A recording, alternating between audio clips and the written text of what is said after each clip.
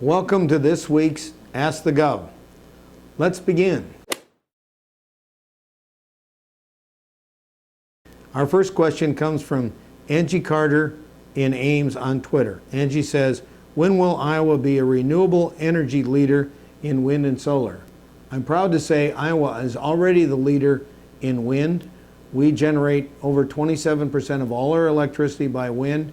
That's more per capita than any other state in the nation. And we have passed a solar tax credit, which should encourage more solar in Iowa. We also are a leader in ethanol and biodiesel. So we're the leader in wind, ethanol, and biodiesel. And we're making great progress in solar. I think there's a lot of interest to add more solar in the state of Iowa with the tax credit that we have available now. Our second question comes from Dro Hall from Davenport on Twitter. Why are you wanting new gas tax to fund infrastructure instead of taking it from the prison industry?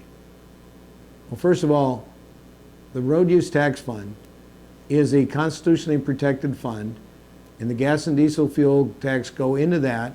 That money is divided between the cities, the counties, and the state to meet the infrastructure needs of our state. We have some critical needs for roads and bridges.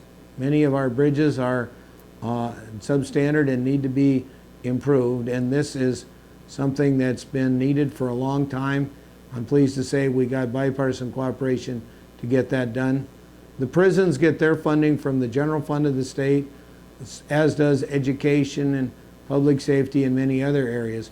But the road use tax fund, gas and diesel fuel, and the registration fees on cars, and the use tax when you buy new cars and trucks, all goes into a dedicated, protected constitutional fund called the road use tax fund.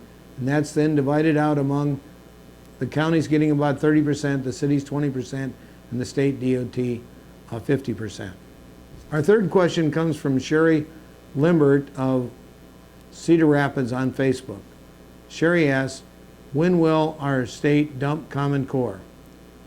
First of all, Iowa is committed to having our own state standards, and they include more than just what's in Common Core. So we want to make sure that we have standards in things like social studies and in the arts, as well as in math and science and English.